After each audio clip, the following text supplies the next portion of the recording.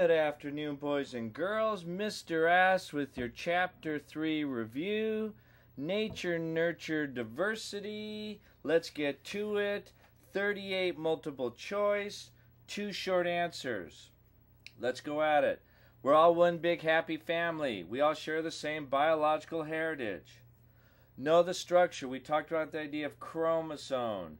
Thread-like structure. Has DNA in it. More specifically, genes. These genes, the segments that can synthesize protein of DNA. So no chromosome, gene, DNA. Know about twin studies, both identical versus fraternal twins. There are quite a few questions about that.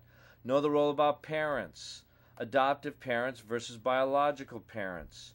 The effect they can have and where they can or can't necessarily influence them. We talked about the idea of genes being self-regulating. Think about the idea. Example, I talked about those who had environmental science and talked with Thompson about moths or butterflies being able to change colors different times a year, how different creatures change their markings.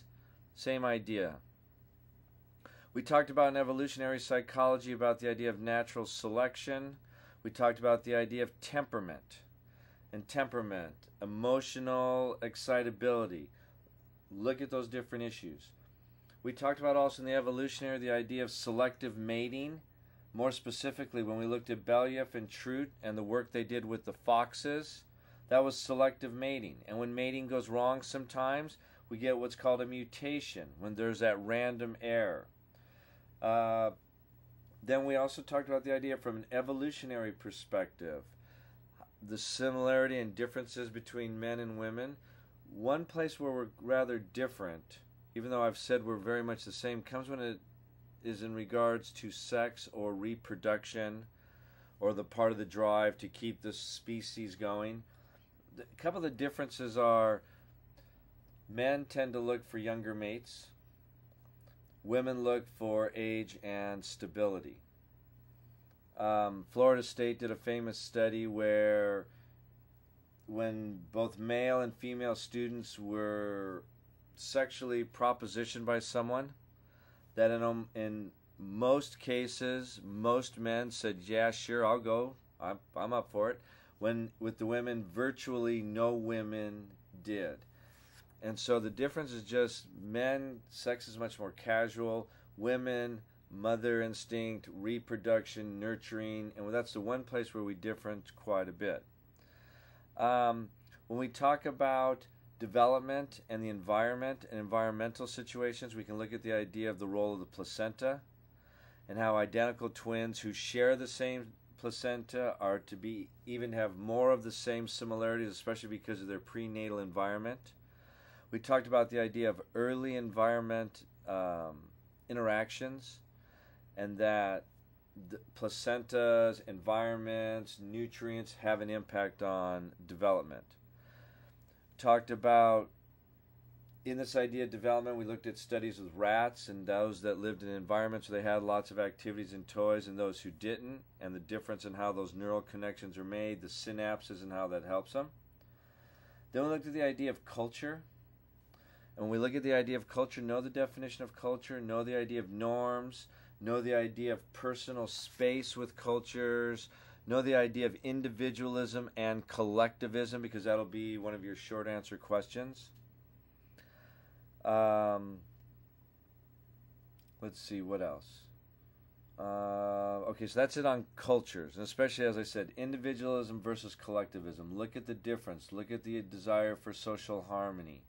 Look at the differences between men and women on how we form friendships, how women are more likely to be depressed and suffer from anxiety, probably because they live with men. Look at the role of hormones, and we'll look at the idea of testosterone versus estrogen and how that leads to prenatal development. Look at the idea, then we looked at the idea of genders and gender roles versus gender identity. Look at the idea of the social learning theory and how we use that in gender typing.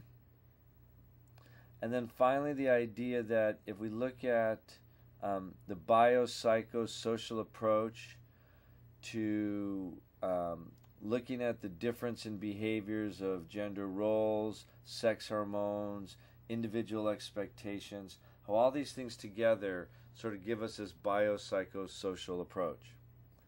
So that's pretty much your 38 multiple choice. Now your 2 short answers. First, look at the idea again of individualism versus collectivism and how that plays into things like how we find life partners, how we choose our careers, what politics we have, okay?